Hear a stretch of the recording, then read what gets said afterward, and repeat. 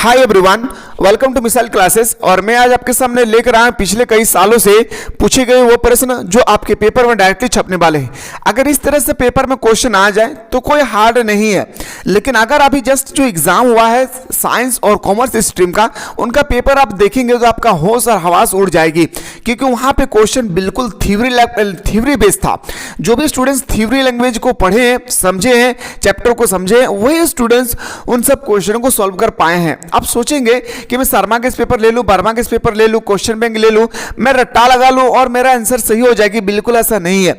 Economics बिल्कुल एक अलग सब्जेक्ट है मेरे भाई, एकदम उसका लैंग्वेज ही और सब्जेक्ट से बिल्कुल हट के है। तो मैं चाह रहा हूं कि आपको मैं कई 1-2 साल पिछले साल का पेपर में दिखा दूं, ताकि आपको इससे अंदाजा लग सके कि पिछले साल में कैसे पूछे गए थे।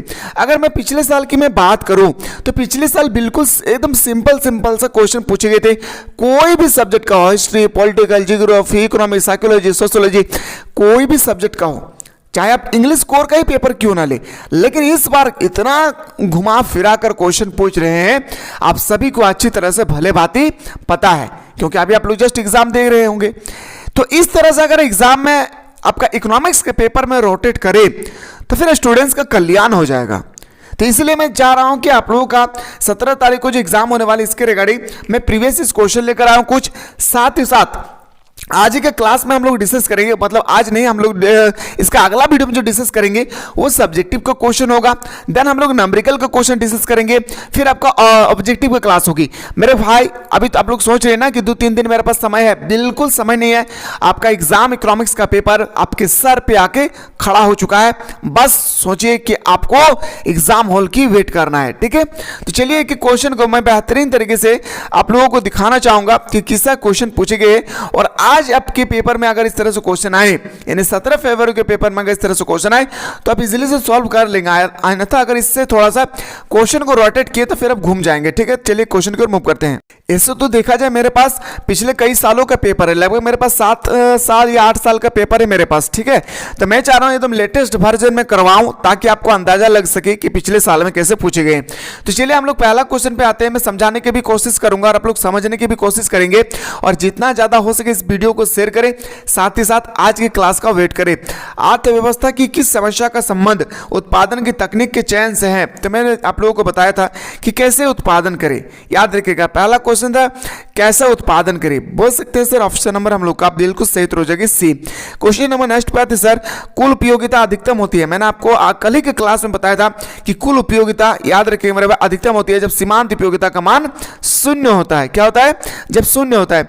जब भी कुल उपयोगिता अधिकतम होगी, जैसे जैसे कुल उपयोगिता बढ़ेगी, याद रखिएगा सीमांत उपयोगिता धीरे धीरे घटती जाएगी। मतलब जिस तरह से मैं ग्राफ बनाया, जिस तरह से बढ़ रही है कुल उपयोगिता, तो इस तरह से सीमांत उपयोगिता घट जाएगी और इसका 0 पोजीशन पे आ जाएगा। ठीक है, चलिए अगला क्वेश्चन पे आते हैं सर, सामान्यतः एक उदासीनता वक्र है। इसमें आपको बताना, जो क्वेश्चन नंबर हम लोग का 3 है, इसमें उदासीनता वक्र कौन है? मेरे भाई उदासीनता वक्र मूल बिंदु की ओर नतोदर होती है, उत्तरोत्तर होती है। ठीक है, याद रखिएगा आपका जब भी क्वेश्चन आए आपका वक्र से रिलेटेड, उदासीन वक्र से रिलेटेड, तो याद रखना मूल बिंदु की ओर नतोदर होती है, या तो आप लोग बोलेंगे सर मूल बिंदु की ओर उत्तल होती है। बोल सकते हैं सर ऑप्शन नंबर सी इसका राइट आंसर हो जाएगी। क्वेश्चन है सर, नेक्स्ट क्वेश्चन है, सामान्यतः एक मांग वक्र की ढाल होती है। जो सामान्यतः मांग वक्र की ढाल होती है वो किस प्रकार से होते हैं? मांग वक्र की ढाल हमेशा, याद रखिएगा मेरे भाई, ऋणात्मक पोजीशन पे होता है। क्या होता है?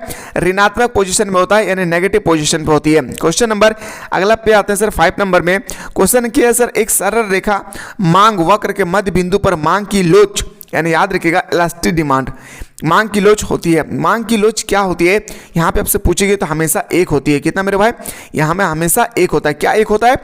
एक सरल मांग वक्र के मध्य बिंदु पर मांग की लोच हमेशा एक होता है। ठीक है, क्वेश्चन नंबर नेक्स्ट बात है सर, ये क्वेश्चन अभी जो जस्ट आप लोगों का कॉमर्स और साइंस स्ट्रीम का जो एग्जाम हुआ है, वहां पे ये क्वेश्चन सेम टू सेम पूछे गए थे। ये प्रीवियस का क्वेश्चन था और यही क्वेश्चन को एकदम सेम टू सेम पूछ दिए गए थे मेरे भाई, इसको भी समझना बहुत जरूरी है। क्वेश्चन था कि निम्नलिखित में से वक्र का आकार उल्टा यू आकार का होता है। मतलब इसमें से किसका आकार उल्टा यू आकार की जैसी होती है? तो मैं चीख के पढ़ा चुका हूं, औसत उत्पाद। क्या हो जाएगी? औसत उत्पाद, यानी बोल सकते हैं sir option number D is the correct answer हो जाएगी। अगला क्वेश्चन पे आगाज करते हैं सर। क्वेश्चन नंबर नेक्स्ट है सर कि उत्पादन फलन Q equal to AL alpha plus K beta. मैंने आपको बताया था कि जब भी अल्फा और बीटा से क्वेश्चन आए थोड़ा सा भी टेंशन नहीं लेना, यहाँ पे जो चीज लगा रहेगा बस उसी को आपको लिख डालना, अल्फा प्लस बीटा। तो बोल सकते हैं सर ऑप्शन नंबर हम लोग का बिल्कुल सही हो जाएगी, ए इज द करेक्ट आंसर हो जाएगा। अगला क्वेश्चन पे आगाज करते हैं सर, सीमांत लागत और औसत लागत एक दूसरे के बराबर होती है। जो सीमांत लागत है और औसत लागत है एक दूसरे के बिल्कुल बराबर होती है, तो आपको बताना है कब बराबर होती है। इसके रिगार्डिंग आपके सामने पूछे गए क्वेश्चन नंबर 8। तो बताएंगे सर औसत लागत न्यूनतम होती है, सीमांत लागत और औसत लागत एक दूसरे के बराबर होती है जब औसत लागत न्यूनतम होती है। ये भी क्वेश्चन आपके पेपर में बहुत सिंपल था।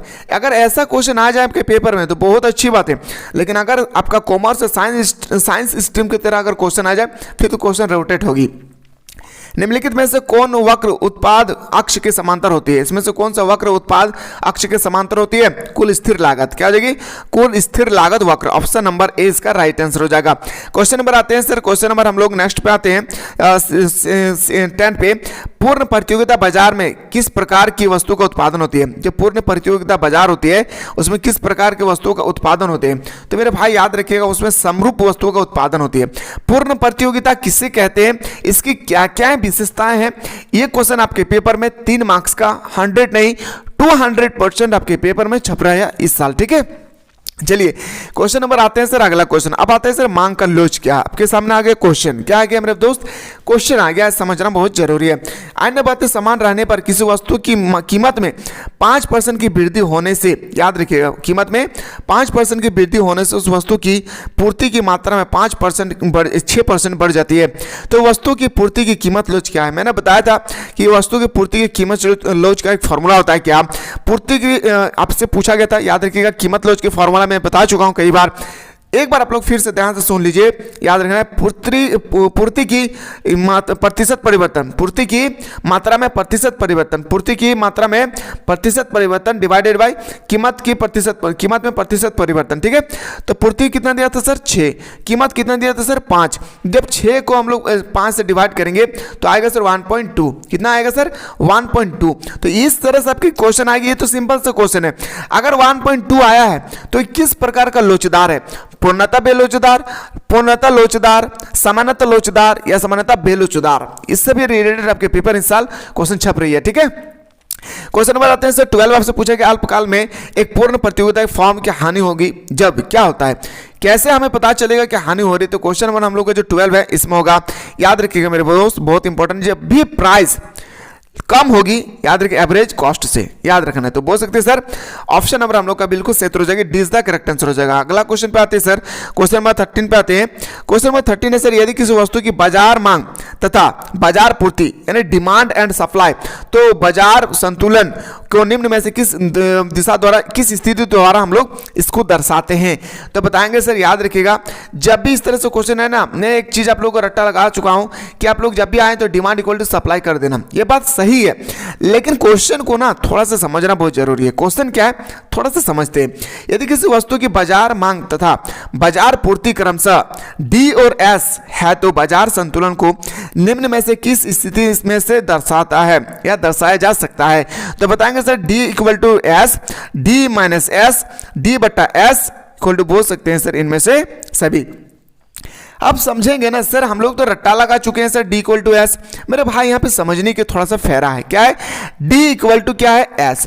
या मैं अगर प्लस इधर लेके आऊँ D minus S equal to 0, क्या मैं इसको नहीं लिख सकता हूँ इस तरह से? मैं साथ ही साथ ये भी लिख सकता हूँ मेरे भाई। कौन सा लिख सकता हूँ? याद रखिएगा इसको भी ध्यान से देखिए। क्या मैं डी प्लस उधर जाकर क्या है मल्टीपल में इधर लाकर डिवाइड में नहीं कर सकता हूँ? डी इक्वल टू माइनस क्या हो जाएगा 1। क्या मैं ये नहीं कर सकता हूँ? बिल्कुल ये भी हो सकता है। इसके अलावा मैं एक और कर सकता हूँ। क्या मेरे भाई? एक और हो सकता है, जैसे मैंने आपको बताया डी इक्वल टू एस, ये भी बता दिया हूं, ये भी बता दिया हूं। तो इस तरह से बोल सकते हैं सर ऑप्शन नंबर डी। याद रखिएगा यही क्वेश्चन है, बस इसको आप लोग क्या कर दिया है ऑप्शन में चेंजिंग कर दिए हैं ताकि स्टूडेंट कंफ्यूजन हो सके। क्वेश्चन है सर कि पूर्ति अधिक की स्थिति में किसी वस्तु की कीमत में डैश होने की प्रवृत्ति होती है। कैसे प्रवृत्ति होती है? क्या प्रवृत्ति होती है? तो बताएंगे सर कमी हो जाती है। क्या? कमी। ऑप्शन नंबर बी इसका सही उत्तर हो जाएगी। अगला क्वेश्चन पे आते हैं सर। अगला क्वेश्चन है फर्मों के मुक्त प्रवेश तथा निकास की स्थिति में बाजार कीमत सदैव डैश के बराबर होती है। तो कैसे बराबर होती है मेरे भाई, क्वेश्चन नंबर 15 आपसे पूछे गए तो बताएंगे सर इसका राइट आंसर होगा क्या। याद रखिए न्यूनतम औसत लागत क्या हो जाएगी, न्यूनतम औसत लागत, मतलब बोल सकते हैं सर ऑप्शन नंबर सी इसका सही उत्तर हो जाएगी। वीडियो अच्छा लगे मेरे भाई तो जितना ज़्यादा हो सके शेयर करें, क्योंकि इकोनॉमिक्स का पेपर आप लोगों को तो पता ही है किस तरह से एग्जाम होगी। उच्चतम निर्धारण कीमत से बाजार में की स्थिति उत्पन्न होती है, क्या ऐसे स्थिति उत्पन्न होती है, क्या स्थिति उत्पन्न होती है, यहाँ पे आपसे क्वेश्चन पूछे गए। तो क्वेश्चन नंबर जो हम लोग का 17 है, याद रखिएगा संतुलन क्या हो जाएगा, बैलेंस, बोल सकते हैं सर ऑप्शन नंबर ए इसका राइट आंसर हो जाएगी। अगला क्वेश्चन पे आगाज करते हैं सर। अगला क्वेश्चन है एकाधिकार में फर्मों की संख्या होती है, जो एकाधिकार बाजार होती है इसमें फर्मों की संख्या कितनी होती है, तो इसमें फर्मों की संख्या होती है कितना, एक होता है, याद रखिएगा, ठीक है। क्वेश्चन नंबर नेक्स्ट पे आते हैं सर, एक अधिकारी नियंत्रण कर सकता है, एक अधिकारी जो है नियंत्रित कर सकता है, क्या नियंत्रित कर सकता है मेरे दोस्त, याद रखिएगा ये भी क्वेश्चन बहुत ही इंपॉर्टेंट है। तो इसको बताएंगे सर क्वेश्चन नंबर जो 18 है हम लोग का, डी इसका राइट आंसर होगा, कीमत या उत्पादन मात्रा में किसी एक को, यानी बोल सकते हैं सर हम लोग का A is the B, D is the right answer हो जाएगी। अगला क्वेश्चन पे आते हैं और आज हम लोग सब्जेक्टिव क्लास को भी देखने वाले हैं, तो सब्जेक्टिव के लिए भी आप लोग वेट कीजिए, समझे। हम लोग आज टॉप ऑफ द मोस्ट में, ऐसा तो सब्जेक्टिव में बहुत सारा क्वेश्चन है, मैं आज कोशिश करूंगा मैं एक और ऑब्जेक्टिव लेक्चर में प्रोवाइड करूं आज ही के दिन में, क्योंकि एग्जाम बहुत सर पे आ चुकी है, और आज ही के दिन में मैं एक सब्जेक्टिव क्वेश्चन अपलोड करूं और एक क्लास होगी सर हम लोग का नंबरिकल, क्योंकि नंबरिकल बहुत इंपॉर्टेंट है, ठीक है। और नंबरिकल जब भी मैं करवाऊंगा वहां पे आप लोग का मैं पूरा कॉन्सेप्ट में आप लोगों को क्लियर करवा दूंगा। उसके बाद आप लोगों को वहीं पे आप लोगों को होमवर्क मिलेगी, उसका आंसर आप लोगों को कमेंट सेक्शन में बताना है, ठीक है। आते हैं सर क्वेश्चन पे 20 पे कि जिस बाजार संचरण में संरचना में केवल दो फॉर्म होता है उसे क्या कहा जाता है, जिसमें सिर्फ दो फॉर्म होती है, तो याद रखिएगा दो से क्या होता है, द्विअधिकार, बोल सकते हैं सर ऑप्शन नंबर बी इसका राइट आंसर हो जाएगी। अगला क्वेश्चन है सर क्वार्टर निर्माण किस प्रकार की बाजार संरचना में संभव है, तो 20 का बिल्कुल सही उत्तर हो जाएगी क्या, तो बताएंगे सर द्विअधिकार, क्या हो जाएगी, द्विअधिकार। अगला क्वेश्चन पे आगाज करते हैं सर। नेक्स्ट क्वेश्चन है the general theory of employment interest and money नामक पुस्तक के लेखक कौन है, तो याद रखिएगा जो बाजार का परिभाषा दिया था मेरे भाई वही इसका आंसर हो जाएगी, तो बताएंगे सर याद रखिएगा जेएन स्किन्स, क्या हो जाएगी, जेएन स्किन्स। इस साल भी ये क्वेश्चन आपके पेपर में जो अभी कॉमर्स और साइंस के एग्जाम दिए थे 2024 में, उनके पेपर में ये क्वेश्चन पूछे गए थे। अगला क्वेश्चन है सर जीडीपी और एनडीपी में क्या संबंध है, तो जीडीपी और एनडीपी में क्या संबंध है, क्या रिलेशन है मेरे भाई, तो बताएंगे sir GDP equal to NDP into मूल्यह्रास, मतलब बोल सकते सर 22 का बिल्कुल सही उत्तर हो जाएगी। याद रखिए 22 का बिल्कुल सही उत्तर हो जाएगा ऑप्शन नंबर आपका सी। याद रखिएगा GDP equal to NDP plus मूल्यह्रास, ऑप्शन नंबर सी इसका राइट आंसर हो जाएगी। आगाज करते हैं सर अगला क्वेश्चन पे, निम्न में से वस्तु के निर्माण में केवल एक मध्यवर्ती वस्तु है। सबसे पहला तो आपको ये पता होना चाहिए कि मध्यवर्ती वस्तु किसे कहते हैं, सबसे इंपॉर्टेंट क्वेश्चन तो ही तैयार होती है। तो बताएंगे सर देखिए सबसे पहले हम लोग गेहूं आते हैं, गेहूं से हम लोग बनाते हैं सर चायपत्ती, चायपत्ती में रोटी होगा, ब्रेड होगा, उसके बाद बिस्किट, मतलब बोल सकते हैं सर ऑप्शन नंबर डी इसका राइट आंसर हो जाएगी। क्वेश्चन नंबर नेक्स्ट पे आते हैं सर। अगला क्वेश्चन हमारा पेपर में किसी वर्ष में जीडीपी की गणना निम्न में से कैसे मद को शामिल नहीं किया जा सकता है, तो 24 का जो इसका राइट आंसर हो जाएगी प्रयुक्त कार का विक्रय मूल्य, क्या हो जाएगी, ऑप्शन नंबर आपका B is the right answer हो जाएगी।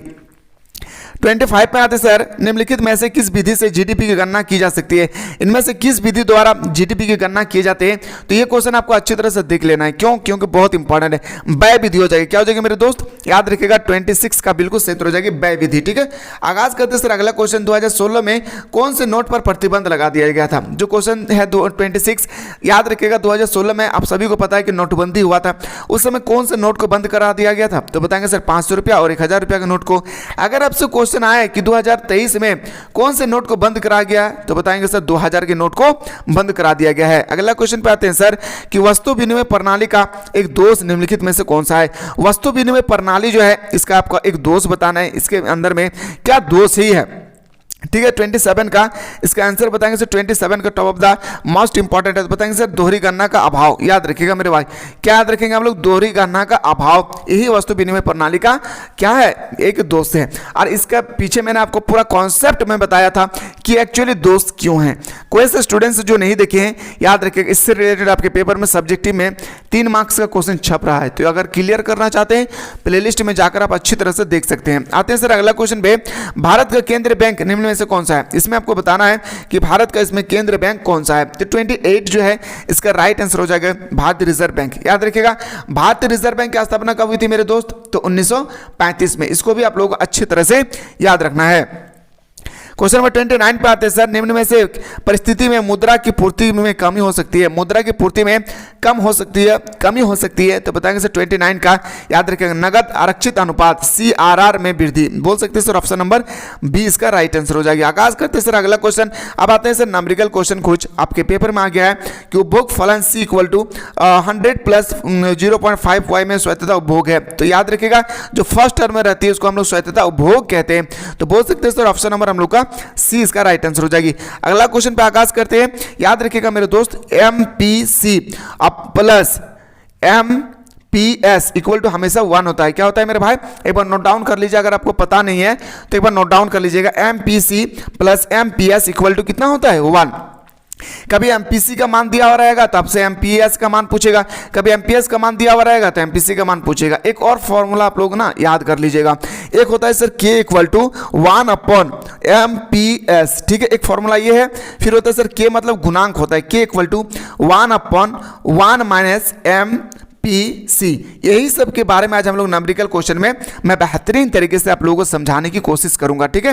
तो MPC के मान के संबंध में निम्नलिखित में से कौन सा स्टेटमेंट जो है सही है, तो बताएंगे sir 0 less than equal MPC less than equal 1, बोल सकते हैं सर ऑप्शन नंबर आपका सही उत्तर हो जाएगी क्या, सी इज द राइट आंसर। अगला क्वेश्चन पे आगाज करते हैं सर। आपसे यहाँ पे दिया गया है फॉर्मूला, क्या दिया गया है मेरे भाई, फॉर्मूला दिया गया है। क्या दिया गया है समझना बहुत जरूरी है। यदि किसी अर्थव्यवस्था में MPC का मान 0.4 है, मैंने अभी जस्ट एक फॉर्मूला बताया था, क्या MPC plus MPS equal to कितना होता है सर 1। MPC का मान दिया है सर 0.4 प्लस MPS तो हम लोग ऐसे ही लिखेंगे सर इक्वल टू 1। देखिए मेरे भाई ये प्लस है, उधर जाएगा तो माइनस, मतलब 1 माइनस 0.4, जब इसको डिवाइड करेंगे तो 0.6 आएगा, मतलब डिवाइड नहीं माइनस करेंगे।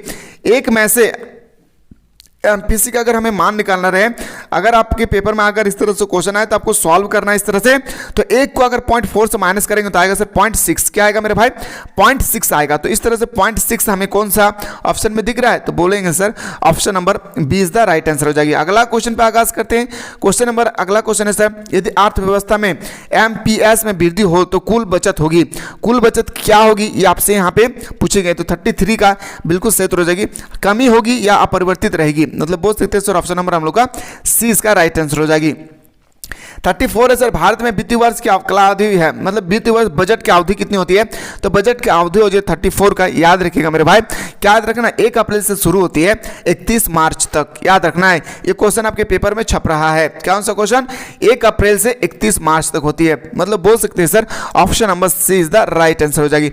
अगला क्वेश्चन पे आगाज करते हैं सर। निम्नलिखित में से कौन सा प्रत्यक्ष कर का एक उदाहरण है, डायरेक्ट टैक्स का इनमें से कौन सा एक उदाहरण है, तो डायरेक्ट टैक्स का एक प्रकार का उदाहरण होगा निगर को, याद है corporation tax, option number C इसका राइट आंसर हो जाएगी। अगला क्वेश्चन पे आगाज करते हैं। राजस्व घाटा क्या है, घाटा का नाम सुनते ही हमें लग रहा है कि हमें लॉस हुआ है, घाटा का नाम जैसे हम सुने तो हमें लग रहा है कि हमें लॉस हुआ है। तो मेरे भाई अगर लॉस होगी तो हम बोल सकते हैं कि याद रखिए 37 का कि सर राजस्व व्यय और राजस्व प्राप्ति अंतर होगा, याद रखें, बोल सकते हैं सर ऑप्शन नंबर हम लोग का इज द राइट आंसर हो जाएगी। 36 के बाद आते हैं मेरे भाई, याद रखें 38 पे आते हैं 37 के बाद। किस प्रकार की वस्तु के उपभोग में प्रतिद्वंद नहीं होती है, याद रखिएगा जो 37 है इसका राइट आंसर हो जाएगी क्या, ए सार्वजनिक वस्तु, option number A is the right answer.